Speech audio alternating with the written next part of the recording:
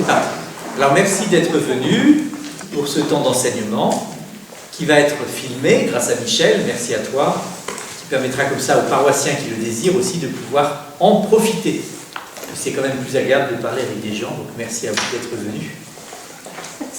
Voilà, donc je vais essayer de parler pendant 20 minutes à peu près, puis après on aura un temps d'échange, mais vous pouvez aussi me couper au fur et à mesure.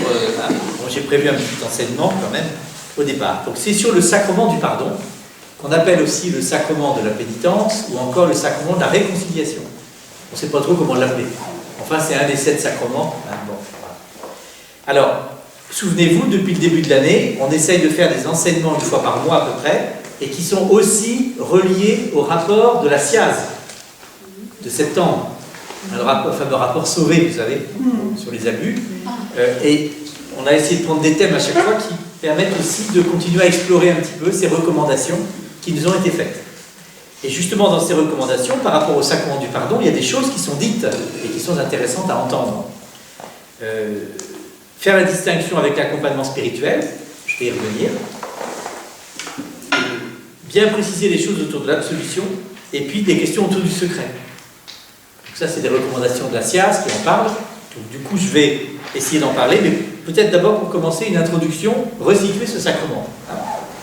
Ce sacrement dans l'Église, il prend racine dans le Nouveau Testament, dans l'invitation que Jésus a faite à ses disciples après Pâques. Après sa résurrection, il a envoyé ses disciples, allez de toutes les nations, faites des disciples, et ceux à qui vous remettrez leurs péchés leur seront remis. Donc ça fait partie en fait de l'envoi de Jésus ressuscité à ses disciples. Puis il y a aussi ceux à qui vous ne les remettrez pas, ils seront remis. Voilà. Et donc, vraiment, il y a un enracinement dans le Nouveau Testament, dans la mission que Jésus ressuscité donne à ses disciples. Voilà. Là, je peux vous citer exactement, par exemple dans Saint Jean au chapitre 20, le soir venu, en ce premier jour de la semaine, alors que les portes du lieu où se trouvaient les disciples étaient verrouillées, par crainte des Juifs, Jésus vint, il était là au milieu d'eux, il leur dit « La paix soit avec vous ». Après cette parole, il leur montra ses mains et son côté. Les disciples furent remplis de joie en voyant le Seigneur. Il leur dit de nouveau « La paix soit avec vous ».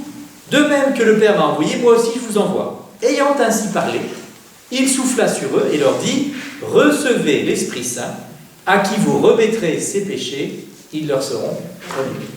À qui vous maintiendrez ses péchés, ils seront maintenus. » Voilà.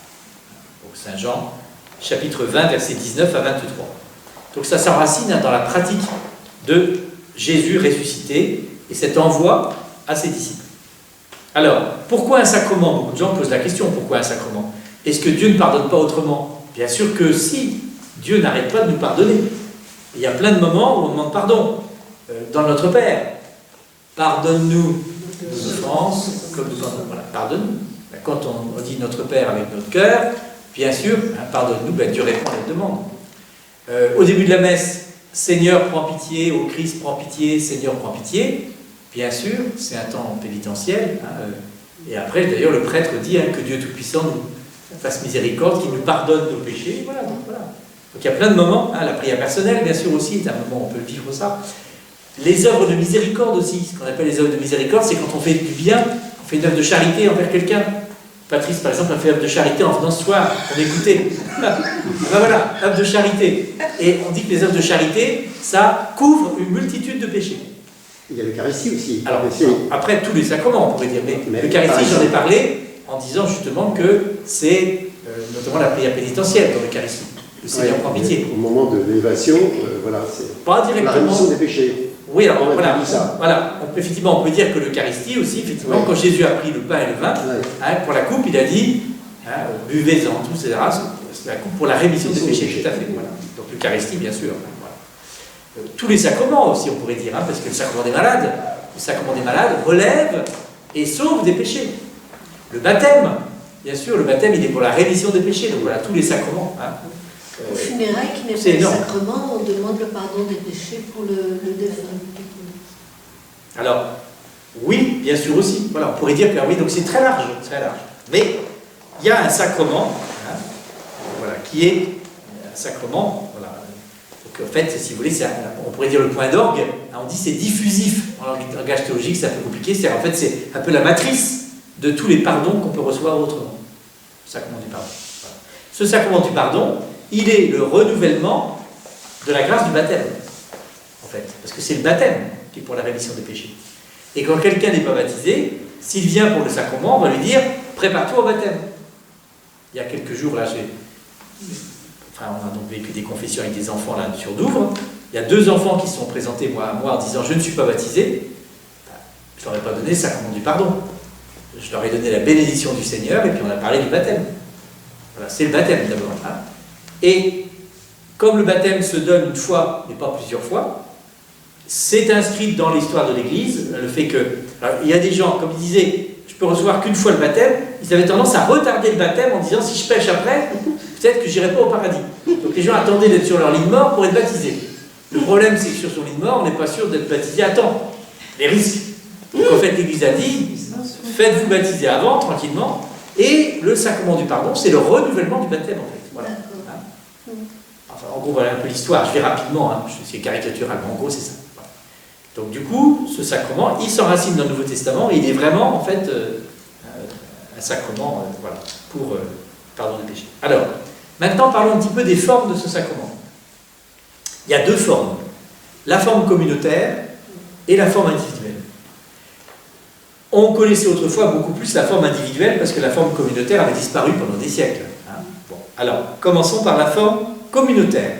Le Concile Vatican II, dans les années 60, hein, a encouragé de retrouver cette forme communautaire. C'est-à-dire qu'on est ensemble, on chante, on accueille la parole de Dieu, on rend grâce pour la miséricorde et l'amour de Dieu, et ensuite on se reconnaît pécheurs ayant fait des péchés individuels et des péchés collectifs. Donc ça, c'est la forme qui est encouragée depuis le Concile. D'accord ?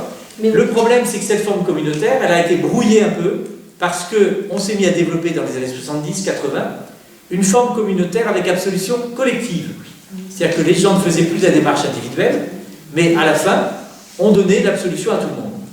Et ça a été arrêté ensuite par les évêques, hein, par l'Église, et du coup, ça a amené un peu le brouillard dans ces cérémonies pénitentielles communautaires. Ça a arrêté un peu. Bon, voilà. Pourquoi ça a été arrêté ? Ben parce qu'en fait, il est dit que c'est bien quand on peut qu'on fasse une démarche individuelle quand même. Parce qu'il y a des péchés individuels qu'il est bon de confesser individuellement. Donc voilà. Alors par contre, en cas de grande influence et quand il n'y a pas assez de prêtres, de manière exceptionnelle, on peut donner l'absolution collective. Imaginons, je ne sais pas, que moi je suis à Ouistreham, je propose une célébration, et puis il y a 1000 personnes. Puis j'ai prévu 1 ou 2 confrères avec moi, je suis coincé. 1000 personnes d'un coup, du coup je donne l'absolution collective parce que je suis dans une situation délicate. Mais dans l'Église, on s'était mis à faire cette pratique alors qu'il n'y avait pas de situation d'urgence, quoi. Voilà. Et donc les évêques, voilà, l'Église a arrêté ça. Voilà. Mais par contre, elle a maintenu les célébrations communautaires où on vit la préparation tous ensemble et après il y a une démarche individuelle. Et à la fin, il y a une action de grâce finale, tous ensemble. C'est ce qu'on a vécu, ceux qui sont allés à Douvres, c'est ce qu'on propose 2 ou 3 fois par an, dans le cadre de la pôle, pour les différentes paroisses, hein, en général avant Noël et avant Pâques. Voilà. Célébration communautaire, parce que n'importe quel autre sacrement, on le fait ensemble. Imaginez la messe tout seul. Ça, la messe c'est fait pour avec d'autres. Hein, la messe, bon. Imaginez une confirmation tout seul, ça n'irait pas. Imaginez un baptême tout seul, c'est pas génial. Et voilà. Tout sacrement a besoin de l'Église. Donc en fait, ce sacrement du pardon, c'est logique qu'il soit vécu en Église, qu'il ne soit pas vécu tout seul individuellement. D'accord ? Même s'il y a une démarche individuelle à l'intérieur du sacrement. Voilà un petit peu pour situer les choses rapides. Voilà, donc les formes communautaires sont vraiment à privilégier, au moins voilà, au grand temps liturgique, hein, quand on peut y aller. Alors, il y a des gens qui viennent à la célébration communautaire et qui ne veulent pas la démarche individuelle. C'est possible aussi. Ils viennent, on chante ensemble, on accueille la parole de Dieu, on se reconnaît pécheurs ensemble, et puis après il y a des gens qui ne font pas la démarche individuelle. Voilà. Et ils ont vécu un temps communautaire de prière qui est très bon déjà, sans sacrement. Quelle est la valeur ? C'est un temps, comme on l'a dit, qu'il y a plein de manières de demander pardon.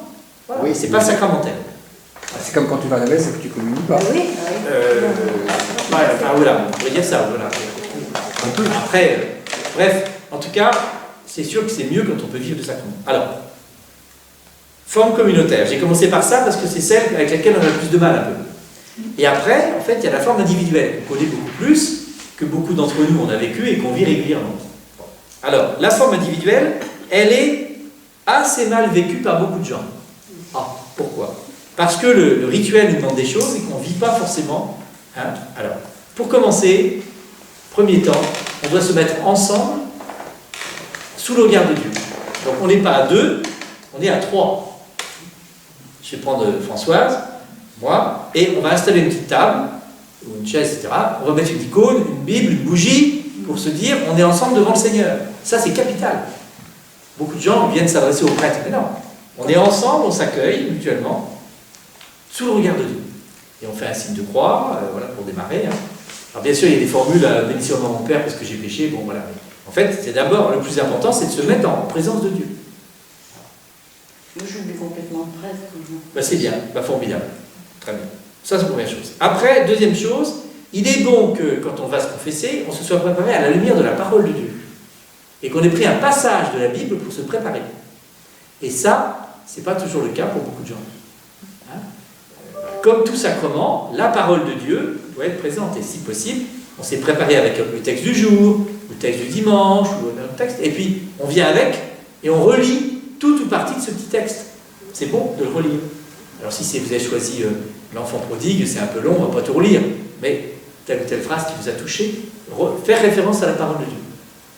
C'est énorme comme différence, parce que si je regarde mes péchés, je fais de l'introspection, je me regarde, bon, c'est pas chrétien en fait, c'est pas ça. C'est laisser la parole de Dieu venir éclairer ma vie. C'est pas pareil comme démarche. Vous sentez la différence? Je demande à Dieu, voilà, Seigneur, je suis là, eh bien, éclaire-moi sur telle ou telle zone d'ombre, telle zone de péché de ma vie, hein, voilà. Et d'une fois sur l'autre, du coup, la parole de Dieu n'étant pas la même, c'est pas forcément les mêmes choses qui reviennent. Beaucoup de gens disent, je dis toujours la même chose. Eh ben, je dis, si vous prenez un passage de la parole de Dieu différent, ça peut éclairer des passages différents de votre vie. Voilà. Donc, on est invité à prendre un passage. Si on ne prend pas la parole de Dieu avant, si vous venez sans parole de Dieu, le prêtre, dans ce cas-là, essaye de trouver un petit passage, voilà, on a des petits passages voilà, qu'on a sous le coude, et on essaie de vous proposer un petit passage, alors moins adapté pour vous, mais en tout cas, voilà. Il faudrait qu'il y ait la parole de Dieu systématiquement à chaque fois. Et ça, on a du mal à le faire. Hein. Moi, le premier, quand je vais me confesser à un confrère, des fois, je ne suis pas préparé avec la parole de Dieu, c'est dommage. Je loupe aussi ça, hein, parce que j'étais habitué petit à ne pas le faire. Bon, voilà. Ça va, ça? Donc, la parole de Dieu. On empêche de parler avant, tous ensemble, comme on fait. Ah ben voilà. Et puis lire un passage. Ben, si on se prépare tous ensemble, du coup, on a accueilli la parole de Dieu tous ensemble, il n'y a pas besoin de la redire dans la démarche individuelle, du coup. Puisque c'est à l'intérieur d'une célébration communautaire, on a accueilli ensemble la parole de Dieu, parce qu'à la démarche individuelle, on ne recommence pas. Mais, en tout cas, on l'a entendu, et puis on a médité dessus. Mais dans la forme individuelle, qui n'est pas communautaire, du coup, c'est bon d'avoir préparé avec un petit peu. Voilà. Alors, ensuite vient un temps, que souvent en télescope aussi, on doit d'abord confesser l'amour de Dieu. On doit confesser l'amour de Dieu avant même de confesser notre péché. Les confesseurs, dans les premiers temps de l'Église, c'était qui les confesseurs? C'était les martyrs. Les confesseurs, c'était des gens qui confessaient la foi. Et on doit d'abord confesser la foi. C'est-à-dire, merci Seigneur pour ton amour, merci pour ta miséricorde. Commencez par dire qu'on croit en la miséricorde de Dieu. D'abord. Alors, c'est implicite parce que si on vient vivre le sacrement, c'est bien parce qu'on croit que Dieu nous pardonne. Sinon, on ne viendrait pas. Donc, en fait, implicitement, il y a déjà une confession de l'amour de Dieu qui est là. Mais c'est bon de le redire, de se le dire ensemble. Le prêtre et le pénitent, Seigneur, nous commençons par redire ensemble que nous croyons à ton amour, à ta miséricorde. Voilà ce que dit le rituel. Confesser l'amour de Dieu en même temps que notre péché. Cette confession ne saurait se réduire à la seule accusation des péchés. Selon la tradition la plus ancienne de l'Église, cet acte intègre, dans une même démarche, confession de foi, confession des péchés et action de grâce. Et ça, souvent, on ne fait pas beaucoup. Voilà. Vous les apprenez par cœur au catéchisme. Quoi donc? Ces trois prières. Confession de foi, Confession des péchés, action de grâce, je sais pas, en tout cas. Pénitents et ministres confessent ensemble l'amour de Dieu à l'œuvre. Voilà. Bon. Oui, c'est quand même intéressant d'entendre ça. Alors vient ensuite l'aveu des péchés, donc là je vais assez vite parce que ça en général. Voilà. Alors bon, simplement ce qui est dit, c'est qu'il faut éviter de faire une liste de courses, quoi. On est là, tac, tac, tac, tac, j'ai coché, tac, tac, tac, tac, tac. C'est pas tellement ça, c'est la parole de Dieu m'a éclairé sur un point de ma vie, un ou deux points, et c'est ça que je dépose. Un point important. Quel est le gros caillou de ma chaussure qui m'empêche de marcher? Voilà. Et le petit caillou, c'est pas grave, on pourra le dire aussi en plus, mais j'ai un gros caillou qui me gêne quoi, dans ma marche. Voilà. Et c'est ça que je vais dire. Hein? Vient ensuite un petit temps d'échange avec le prêtre, qui ne doit pas être long. Dans le sacrement de la confession, je vais en reparler après, c'est pas le moment de l'accompagnement spirituel. Le petit temps de dialogue avec le prêtre est essentiellement tourné autour de ce qu'on appelle la pénitence. C'est-à-dire, qu'est-ce que le Seigneur m'inspire pour progresser, hein, pour retirer ce caillou qui me gêne, pour voilà, le diminuer. Voilà, un acte de pénitence, c'est un acte en fait qui me tourne vers les autres, vers Dieu, et qui permet aussi de réparer éventuellement des torts que j'ai pu faire, et vous voyez, qui me permet de progresser. C'est en vue de la progression de notre vie. Voilà. Hein? Et il peut être bien d'ailleurs au début de la confession, d'ailleurs de rappeler au prêtre quelle était la pénitence qu'on a lue la fois d'avant et en quoi ça nous a aidé à progresser. Ah, voilà. Ah, bah, effectivement, je volais 100 € dans le porte-monnaie de ma femme ou de mon mari, maintenant je vole plus de 90. Ah, on se réjouit. On va dire, il y a ça des progrès. Et voilà, progrès. Hein? Voilà. Et ça fait du bien parce qu'on se dit, ça encourage, on se dit une fois sur l'autre, on a l'impression qu'on progresse. Sinon, on a l'impression toujours d'être au même point. D'accord? Et puis, donc le prêtre donne, donc il y a l'acte de contrition, hein, voilà, le pénitent peut exprimer sa contrition, c'est-à-dire son désir de ne plus retomber, de progresser. Puis après, il y a l'absolution donnée par le prêtre, et puis un temps final d'action de grâce. Gloire à toi, Seigneur, toi qui donnes ta miséricorde. On accueille le pardon de Dieu pour en être témoin, et donc le prêtre après envoie, hein, en fait, on envoie le pénitent, et comme tout sacrement, on est envoyé pour témoigner de cette miséricorde auprès des autres. Voilà pour le schéma très rapidement brossé. On va faire une petite pause peut-être pour s'il y a des questions, avant d'aborder donc les quelques points d'attention en rapport avec la SIAZ. Moi, quand même, oui. Je n'ai pas entendu dire qu'il fallait dire je confesse à Dieu. C'est ce qu'on appelle la contrition. Voilà. Donc, non, c'est pas pareil. Enfin, on peut dire je confesse à Dieu au départ, mais c'est pas obligé dans le sacrement. Non, c'est pas obligé. Tout le temps, nous On peut commencer. Une fois qu'on s'est accueilli, on peut dire je confesse à Dieu si on veut, mais c'est pas. Si tu veux. Ouais, bien sûr. Et après, c'est à un autre moment la contrition. Voilà. Mais je confesse à Dieu, c'est bien. Voilà. Avec une forme un peu différente. Hein, oui, une forme différente. Mais on peut effectivement au départ. C'est là que Je j'ai compris. confesse à Dieu tout puissant, la bienveillance de Marie, toujours joie. Voilà, on peut tout à fait. Tout à fait. D'autres réactions par rapport à ce schéma? C'est pas obligé, c'est ce que tu dis. Voilà, on peut effectivement tout à fait. Ça aide aussi, voilà, à être dans la démarche. Souvent, en fait, comme c'est pas évident quand même d'aller voir comme ça, donc on a besoin aussi des rituels un petit peu pour aider à démarrer. Hein. C'est bien, je confesse à Dieu.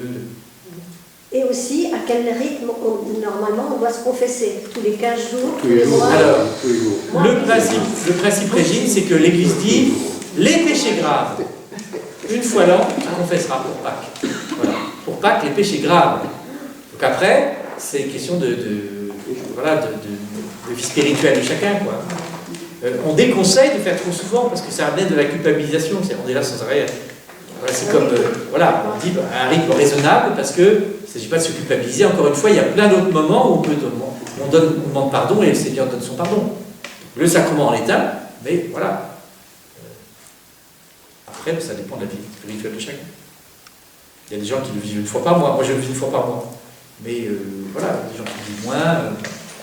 Voilà, chacun. Après, les prêtres, on ne pourrait pas beaucoup si les gens demandent trop souvent. On aurait du mal à le vivre. Donc, moi, en tout cas, je dis, ne passons pas à côté des célébrations communautaires, qui sont vraiment une richesse. Tu peux, en tant que prêtre, tu peux discerner, bien sûr, quelqu'un qui serait habité d'une maladie de culpabilité sur toute sa vie, et puis une vraie confession. Alors, qu'est-ce que tu fais? Là, si quelqu'un est habité de culpabilité et qui vient, je vais essayer de lui donner le sacrement quand même.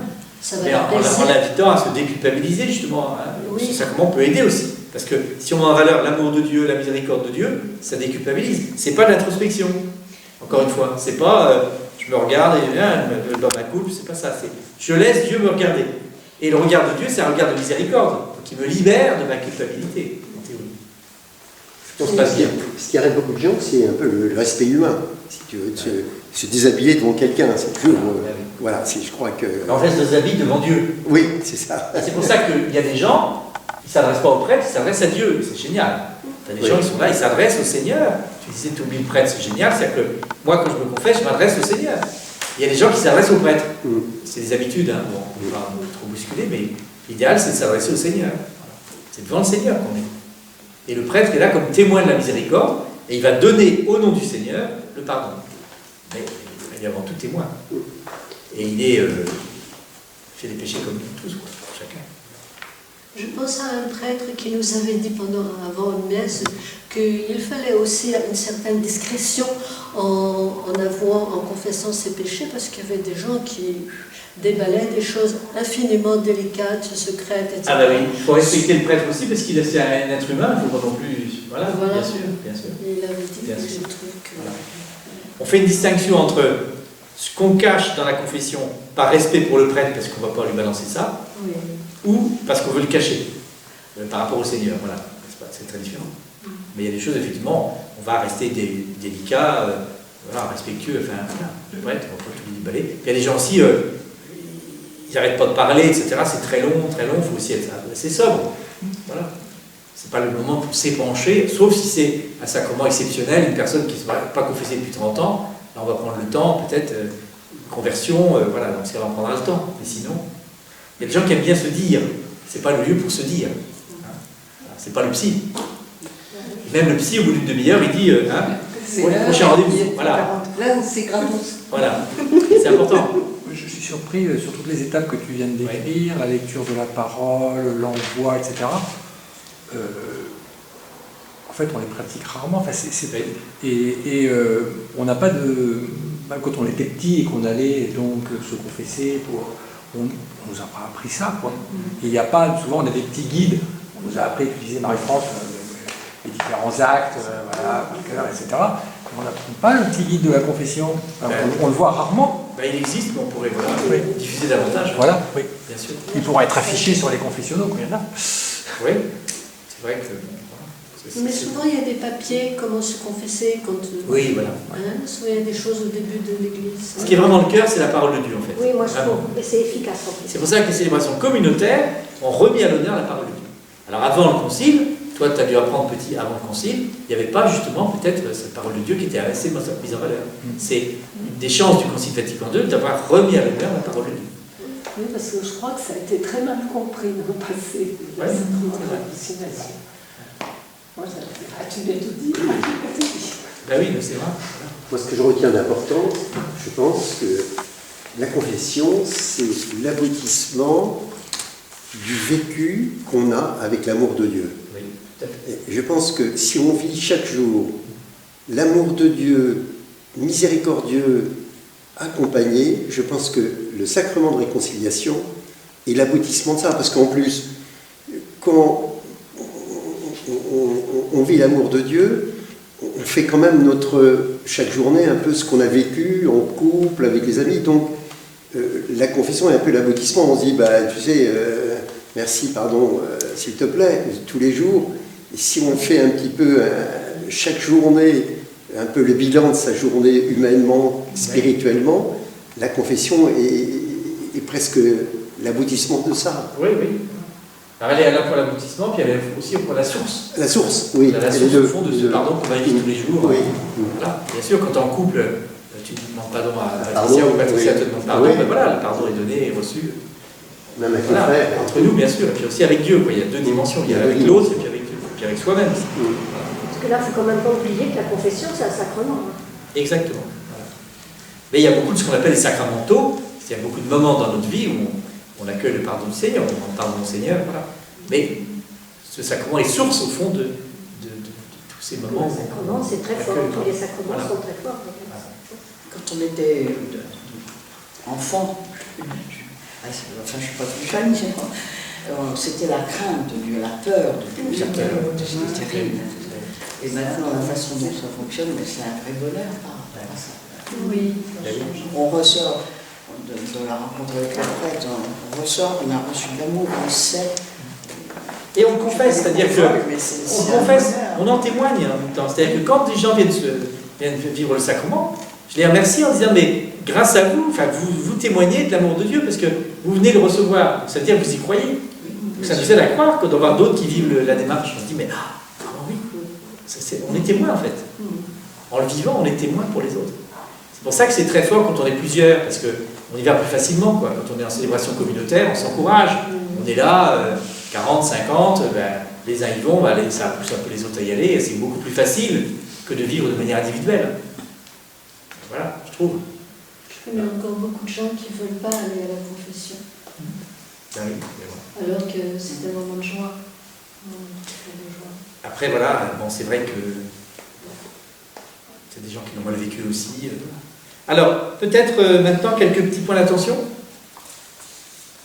par rapport donc à la SIAZ. 3 points. J'ai pris que 3 points parce que pour pas être trop long. Premier point d'attention, la distinction à faire avec l'accompagnement spirituel. Et ça, je trouve que c'est très important. Parce que ça va jouer par rapport à la notion de secret. Hein. L'accompagnement spirituel, c'est un temps où vous choisissez quelqu'un, qui vous voulez, voilà, qui vous semble avancer spirituellement, et vous lui demandez de vous accompagner spirituellement. Donc là, c'est un temps où on prend le temps de parler, etc. Voilà. Ce n'est pas le temps de la confession. Le temps de la confession n'est pas un temps d'accompagnement spirituel. Vous pouvez déballer vos problèmes, etc., et puis parler, vous voyez, c'est pas le lieu. Si vous voulez l'accompagnement spirituel avec un prêtre, par exemple, il faut distinguer les deux moments. Il y a un moment où c'est l'accompagnement spirituel, voilà, pourquoi pas. Et puis après, il y a un moment donné où on s'arrête, le prêtre met son étole, on est dans le moment de la confession, et là, ça ne dure pas des plombes.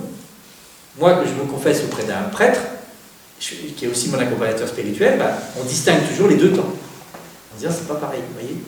Parce que des fois, il y a des gens qui viennent se confesser, et puis ça dure, parce qu'ils ont envie aussi de parler, de demander des conseils, etc. Bon. Et c'est pas le lieu. L'idéal serait dans ce cas de prendre rendez-vous à côté, parce que voilà, la confession, ça demande une certaine sobriété. Voilà. Et ce qui est très important, c'est que du coup, la notion de secret n'est pas du même ordre. Dans le sacrement de confession, le secret est absolu en théorie. Dans l'accompagnement spirituel, non. Dans l'accompagnement spirituel, c'est l'ordre du secret professionnel, c'est pas du même ordre. On va en reparler tout à l'heure. Voilà. Mais c'est donc important de distinguer. Le rapport de la SIAZ dit attention quand même à bien distinguer les temps. Il y a des confessions qui durent trop longtemps et qui sont pas. Voilà. On fait rentrer du coup dans le secret absolu beaucoup de choses qui n'ont rien à voir. Voilà. Donc c'est bien de distinguer les choses. Donc, moi je fais assez la d'accord. différence quand même. Moi, parce que l'accompagnateur spirituel, il est sous le secret professionnel, et l'autre, on peut y revenir, il peut enfreindre le secret professionnel dans certains cas. Ah oui, des cas. Voilà, oui. Eh oui. Alors que dans la confession, en théorie, l'Église dit secret absolu, interdiction. Donc il y a une grosse différence. C'est un grand progrès. Voilà, en tout cas, on va y revenir peut-être tout à l'heure, mais pour moi, c'est important. Hein. Voilà. Dans les célébrations communautaires, quelquefois, vous avez des gens qui prennent un temps fou, quoi. Alors, vous avez des gens qui attendent pendant ce temps-là, c'est pas le lieu, quoi. Vous voyez, 10 minutes à parler d'arrêter, là, c'est pas le lieu. Voilà. Et du coup, ça décourage un peu aussi les gens qui attendent, parce que, voilà, vous voyez, il faut qu'il y ait un certain rythme, quoi. La confession, on la prépare avant, et puis, voilà, quelques minutes, et puis après, voilà. Un point, un ou deux points importants de sa vie. C'est pas tout déballer, tout dire. Vous voyez. C'est ça que moi je voulais dire. Sur le plan professionnel, quand on avait des réunions un peu potentiellement conflictuelles, etc., pour que les réunions soient réussies, il fallait qu'elles soient bien préparées. Et tout se jouait avant. Bien sûr. Et ben, moi, mon intime conviction, c'est la confession. Tout se joue avant, dans la préparation. Bien sûr. Et donc l'acte lui-même n'a pas besoin d'être très long. Voilà. En tout cas, aller à l'essentiel. Voilà, aller à l'essentiel. Alors, point d'attention autour de l'absolution. Alors, le prêtre peut refuser parfois de donner l'absolution. Dans des cas vraiment très limites. Hein. Alors, c'est le rapport de la SIAZ qui pointe ça. Hein. C'est-à-dire justement quand, par exemple, un prêtre pédocriminel se confesse, le confrère à qui il se confesse peut refuser de lui donner l'absolution. Voilà. Parce que les médias ont dit, ah oui, des fois, je pense à l'affaire de René Bisset, avec le père Piquant autrefois dans notre diocèse, hein, il y a pas mal d'années maintenant, Les médias avaient dit, René Bisset s'était confessé auprès de l'évêque plusieurs fois, auprès de différents prêtres, et à chaque fois, les prêtres lui avaient donné l'absolution. Ça, c'était René Bisset qui disait ça.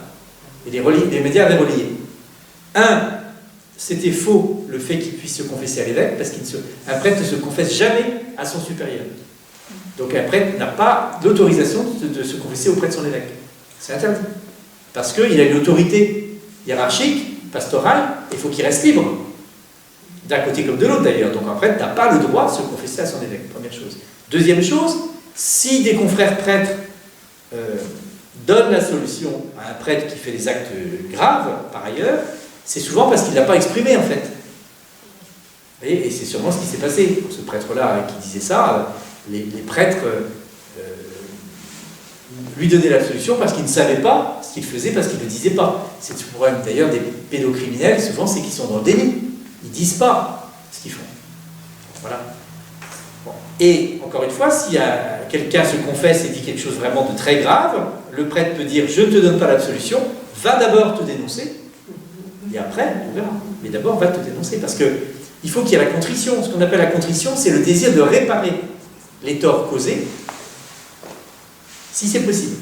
Donc là, si par exemple quelqu'un fait des actes très graves, là, le prêtre peut lui dire, écoute, si vraiment tu as la contrition, si vraiment tu as le regret, va te dénoncer pour essayer de réparer, ou au moins d'arrêter les graves dommages que tu es en train de faire.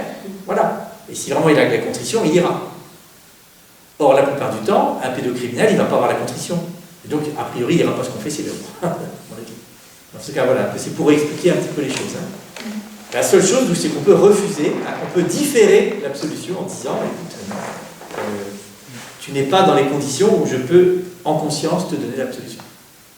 Mais donner des pistes, dans ce cas-là, pour que la personne puisse aller se dénoncer, aller...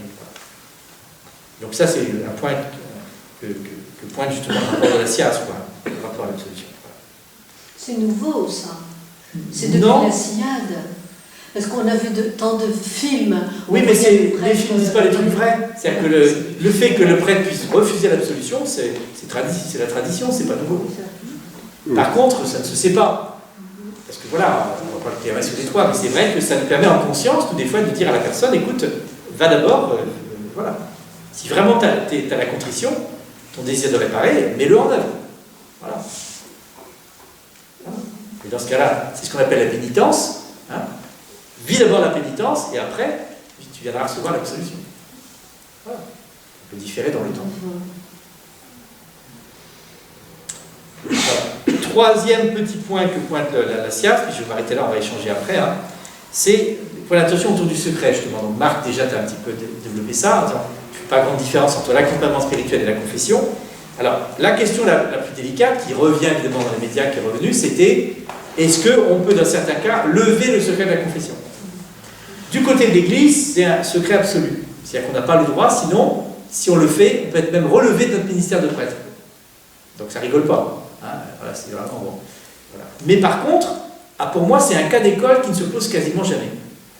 Encore une fois, si vraiment la personne, dans la confession, dit quelque chose de très grave, qu'on est tenu de dénoncer, nous, au niveau de la justice, s'il a la contrition, il ira se dénoncer. S'il n'a pas la contrition, je ne lui donne pas l'absolution. Oui, mais tu ne le dénonces pas. Par exemple, tout ce qui est pédocriminel. Je ne lui donne pas l'absolution. Tu ne donnes pas l'absolution, mais tu le dénonces pas. Je ne peux pas voir et donc, officiellement. Alors après, sur le plan légal, il y a une faute. Ce que dit la SIAZ, c'est que du coup, si en conscience, je pense que cette personne va faire d'autres victimes, oui. Je peux décider, dans ce cas-là, d'enfreindre cette loi de l'Église, de le dénoncer en acceptant d'être levé du ministère. C'est un choix. C'est un choix de conscience. Voilà, en disant, a priori, je vais être levé du ministère, mais je fais le choix en conscience parce que tu ne tueras point. C'est un adage c'est un point très important. Je mets ça en premier, tu ne tueras pas. Et donc, si je sais que quelqu'un va tuer, parce que c'est tuer, hein, les pédocriminels, ils tuent des enfants, ils tuent des vies. Donc, si c'est tué, je vais le dénoncer en enfreignant la loi de l'Église qui est pourtant impérative. Voilà. Ça peut être dénoncé au niveau de l'évêque ou pas? Oui. Et lui, l'évêque décide si ça doit être dénoncé ou pas? Non, je vais le dénoncer à la justice dans ce cas-là. Ah oui. C'est à la justice. C'est à la justice directement. Donc après, vous n'avez plus mission d'être prêtre? Après, du coup, l'évêque, en lien avec le pape, etc., peut décider du coup de me relever du ministère parce que, effectivement, c'est impératif de le faire. Nous, c'est vraiment un point... Pourquoi c'est un point important? C'est parce que on considère qu'il faut que les personnes aient confiance, quoi, qu'elles puissent se livrer. Et donc, le secret de la confession est vraiment... voilà. Pour l'instant, l'Église n'a pas levé, dans certains cas, hein, l'obligation du secret. Bon. Mais moi, en conscience, je peux dire, bah, tant pis, je vais dénoncer quand même cette personne, parce que c'est trop grave, et tant pis, je prendrai les sanctions qui viendront. Ben voilà, il faut assumer. Je serais avec Anne-Marie, si j'étais prête, j'irais voir mon supérieur. Ah non, moi j'irai pas voir. Ah non, j'ai pas le droit. Ah bon? Non, parce que tu dénonces. Vaut mieux J'irai à la justice. même à l'intérieur. Ah non, parce que si je. Non, je vais pas aller au supérieur, je vais aller à la justice. Si vraiment je pense que c'est un cas qui va être dénoncé à la justice, je vais en direct à la justice. Okay. Sinon, je suis complice. Enfin, et puis je mets le mec dans l'embarras. Oui. Après, c'est à lui du coup de redire à la justice. J'assume moi-même. Tu incites la personne à se dénoncer. Voilà. C'est trop bon. Voilà. Et, a priori, moi je pense que c'est un cas d'école parce que la personne, si vraiment elle fait des actes comme ça, elle ne va pas les confesser. Bah oui. Donc moi je pense que par exemple ça n'arrive pas. Par contre, dans l'accompagnement spirituel, ce qui est différent, dans l'accompagnement spirituel, le secret n'est pas absolu. Donc dans l'accompagnement spirituel, écoutant une personne qui confie des choses, en conscience, je peux dire, bah, écoute, je te préviens, lui prévient la personne, hein, je te préviens, je ne peux pas garder ça pour moi, je vais le sortir à l'extérieur. Voilà. Ça, c'est reconnu, hein, dans certains cas. Comme d'ailleurs le secret professionnel, c'est pas pris. Hein. Dans certains cas, on se doit de... Même en conscience, je pense, hein, Tout à fait. un médecin en conscience le fera, ou un avocat, ou je sais pas qui. Voilà un petit peu autour du secret. Hein. Donc, le rapport de la SIAZ, hein, dans la recommandation numéro 8, et qui reprend intégralement la même chose au numéro 43, hein, conseille à l'Église de bouger sur le secret de la confession, en disant, dans certains cas, il faudrait pouvoir le dire quand même, sans pour autant risquer une sanction qui est d'être relevé du ministère. Moi, je crois que c'est un cas d'école un peu, c'est-à-dire que si vraiment je le faisais en conscience, je pense que l'Église me retirerait pas mon ministère. Oui. Voilà, faisons confiance. Et moi, je ne comprends pas qu'on puisse, que vous puissiez aller dénoncer à la justice. Pour moi, ce serait déjà de le dénoncer au niveau de l'Église. Ah mais non, déjà. parce que c'est Enfin, justement dénoncer, le dire. non, mais ce qui a été reproché justement par les cas d'abus, etc., c'est que l'Église essayait de gérer ça en interne. Or non. Oui. Ben non. Et du coup, on accuse l'Église d'avoir gardé le secret, d'avoir essayé de gérer en interne. Non, il faut que ça sorte. La justice est là pour ça, c'est son boulot. Après, il y a une enquête qui est faite, qui va vérifier les faits. Hein. Voilà. Mais, non, Oui, mais ne pas être tout seul à dénoncer ça, en parler à son supérieur, Mais non. et puis après dire qu'est-ce qu'on fait, on dénonce ou on dénonce pas. Attends, mais non, parce que là, du coup, c'est pas le supérieur de décider, c'est pas au supérieur de décider, c'est à moi de décider. J'entends quelque chose de très grave, en conscience, je dénonce, et si mon supérieur me dit, ben non, il ne faut pas dénoncer, je vais me retrouver, qu'est-ce que je vais en faire, moi? Ah non, je vais en direct à la justice. Pour pas être complice de quelque chose. Alors après, évidemment, la personne qui se confesse, il faut quand même vérifier qu'elle n'affabule pas, qu'elle n'est pas en plein délire d'inventer des choses. Ça arrive pratiquement, je pense que c'est vraiment un cas d'école, pratiquement ça n'arrivera jamais. René Bisset, donc le fameux cas qu'on a eu dans le diocèse très pénible, là, bon, c'est que, moi je pense qu'on voit bien qu'il était dans le déni, il n'a jamais reconnu, même une fois qu'il a été jugé, etc., il n'y avait pas de culpabilité morale, donc je pense qu'il n'a jamais dû se livrer dans le cadre de la confession. Donc voilà, c'est vraiment... Par contre, ce qui peut arriver, c'est qu'une victime, dans le cadre de la confession, parle de quelque chose de grave. Moi, ça m'est arrivé une fois ou l'autre comme prêtre, d'entendre une personne me dire dans la confession quelque chose, je lui dis, écoute, ça, c'est vraiment des choses très importantes. Est-ce que tu acceptes qu'on en reparle à côté? Et en général, si c'est une victime, elle dit oui, parce qu'elle a commencé à se livrer, elle a commencé à s'ouvrir. Dans ce cas-là, elle n'a qu'une seule envie, c'est qu'on continue d'en parler. On finit le sacrement, on clôt le sacrement de la confession tranquillement, et après, on en reparle. Et là, je suis libre d'en reparler, et puis voilà, on a la liberté. Si c'est une victime, voilà, elle a envie de parler, elle a commencé à parler, elle a envie de continuer à parler. Et là, il n'y a pas besoin que ça s'arrête dans le cadre de la confession. Et là, vous en parlez à la justice. Après, on fait ce qu'il faut. Voilà. En commun accord avec la victime. Bien sûr, alors après, l'idéal, c'est de l'accompagner, de l'aider à aller faire ce qu'il faut pour... voilà. Mais ça, en général, ça ne pose pas de problème, en fait. Voilà. Mais par contre, il faut bien sortir de la confession. Moi, je l'ai fait une fois ou l'autre, ça m'est arrivé. On est bien sorti de la confession, voilà, pour être dans un autre cadre, où là, le secret professionnel peut être levé, c'est autre chose. Et puis même, on n'est plus dans l'accompagnement, on peut être aussi dans simplement le dialogue. Voilà. Je vous racontais une histoire très très belle. Excusez-moi de prendre souvent la parole. Voilà, j'avais l'habitude de me confesser, je me confessais encore une fois, et le prêtre me dit, je vous pardonne tous vos péchés. Tu sais, tu dis toujours ça, je vous pardonne tous vos péchés. J'ai réalisé pour la première fois de ma vie, après des centaines de confessions, que tous mes péchés étaient pardonnés. Tout ce que même j'avais oublié, que j'avais omis, que je n'avais pas vu. Sauf ceux que tu as cachés volontairement. Voilà. Et voilà. Il y en a un qui retient, qui dit celui-là, non pas par égard pour le prêtre, mais voilà, et ben en fait, celui-là, il faut le mettre toujours un jour. Mais le Seigneur le donne sa grâce au fur et à mesure qu'on avance. Le Seigneur éclaire tel ou tel point qu'on n'avait pas dit avant. Voilà, ça se fait trop. Mais si tu dis ça à un pédophile, je vous pardonne tout. Un pédocriminel. Un pédocriminel. S'il se confesse pour autre chose, je ne vais pas savoir que c'est un pédocriminel. Dans ce cas-là, je lui donnerai son. Mais ça ne viendra pas lui pardonner ses péchés de pédocriminel. Non. Parce qu'il les cache, et d'abord il est ni à lui-même, d'abord il se cache à lui-même souvent. Il est en déni. Il croit aimer les enfants, et c'est ça qui est terrible. Mais c'est un malade. Je vais revenir sur le lever du secret vis-à-vis de la justice française. Oui. Il y a les recommandations de la SIAZ, mais il y a des cas qui s'en approchent un peu pour comprendre un petit peu mieux comment se positionne la justice par rapport à ça. C'est la levée du secret professionnel d'avocat. Est-ce qu'on peut considérer que c'est à peu près la même chose ou pas? Ça serait comparable à l'accompagnement spirituel. Là, il y a un secret professionnel.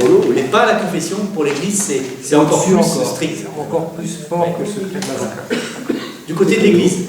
Après, du côté de la justice française, ils vont dire non. Pour eux, ils considèrent que c'est de l'ordre du secret professionnel. Ben c'est ça. Ben oui, donc là, il y a deux lois qui s'opposent, qui sont un peu, voilà, en décalage. C'est vrai. Après, bon, encore une fois, je pense que le cas, pratiquement, c'est un cas d'école qui ne quasiment jamais se passer. Alors, les médias en ont fait, voilà, parce que c'est le point délicat. Mais voilà, je pense que vraiment. Mais moi, je pense en conscience que voilà, j'irai dénoncer, et puis en disant, je prends le risque, on verra bien pour mon ministère ce que ça va donner. Mais je pense que l'Église, voilà, dans ce cas-là, elle ne va pas me relever. C'est quand même les supérieurs qui décident si vous allez dénoncer, qui décident si vous devez rester ou pas à votre ministère. Oui, voilà, oui, c'est ça. Donc il y a quand même une histoire de. Oui, mais en conscience, ils vont penser que j'ai bien fait de dénoncer en prenant le risque d'être relevé. Et ils vont pas me relever. Voilà, tu vois, on est dans le bon sens. Enfin. De toute façon, ça ferait à l'œil des médias. Ça serait un truc terrible. Là, pratiquement, ça n'arrive pas. Mais ce cas de la confession, je crois qu'il est important quand même, parce que voilà, il est strict et il permet aux gens d'être en confiance, d'être assurés de la confiance.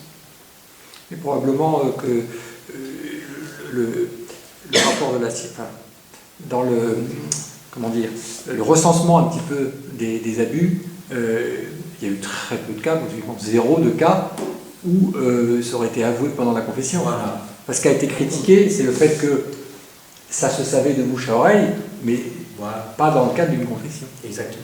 Exactement.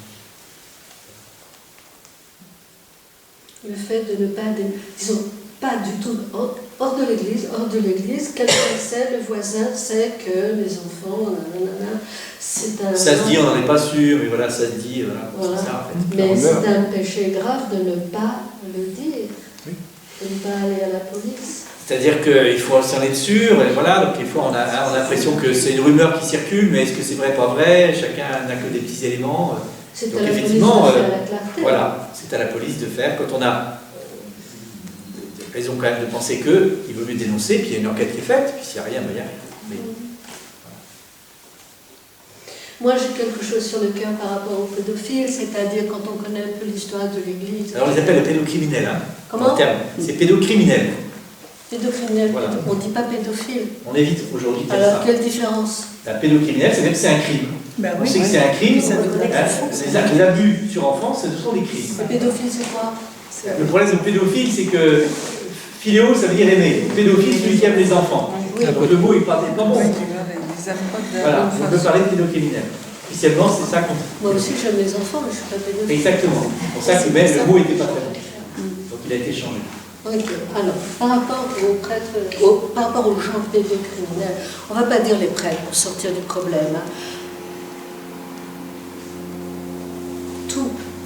Alors, 99% des pédocriminels ont été abusés eux-mêmes. Parce que quand on a perçu, moi je l'ai appris de moi pour quelqu'un qui m'avait marché sur le pied. 10 ans après, j'ai marché sur le pied de quelqu'un. Et ce n'était pas volontaire du tout. Bon. Donc, c'est la même chose, c'est le même système. Donc, je pense que... Oui, mais je suis d'accord avec ce que tu dis. Maintenant, tu aurais pu éviter de marcher sur le pied de l'autre. Si tu avais pris conscience qu'on t'a marché sur le pied, si tu avais fait un travail sur toi pour te dire j'ai tendance à vouloir marcher sur le pied de quelqu'un d'autre, tu aurais pu éviter de le faire.